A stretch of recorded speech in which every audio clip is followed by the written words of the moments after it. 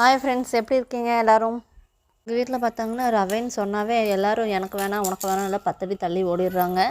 ரவை மாற்றி கிச்சடின்னு பண்ணி கொடுத்தா இருந்த இடமே தெரியாமல் காலியாகிடுது. உங்கள் வீட்லேயும் ரவை பிடிக்காதவங்க இருந்தால் கீழே கமெண்ட் பண்ணுங்கள். ஃப்ரெண்ட்ஸ், எண்ணெய் ஊற்றி அதில் பட்டை கிராம்பு எல்லா ஸ்பைசஸ் எல்லாம் போட்டுட்டு வெங்காயம் தக்காளி ஒரு 2 ஸ்பூன் இஞ்சி பூண்டு பேஸ்ட்டு பச்சை மிளகாய் எல்லாம் போட்டு வணக்கிட்டு அதுக்கப்புறமா ஒரே ஒரு தக்காளி மட்டும் போட்டுக்கோங்க. அதுக்கப்புறம் பார்த்திங்கன்னா கேரட் பீன்ஸு இதெல்லாம் போட்டு நல்லா வணக்கிக்கோங்க. வணக்கினதுக்கப்புறம் தேவையான அளவு தண்ணி ஊற்றிக்கோங்க. இப்போ இதில் பார்த்திங்கன்னா நான் ரவை சேமியா ரெண்டும் சேர்ந்து போட்டிருக்கேன். 1 கப் ரவைக்கு 2.5 கப்பு தண்ணி ப்ளஸ் ஒரு பேக்கெட் சேமியா, அதுக்கு தேவையான அளவு தண்ணி ஊற்றிக்கோங்க.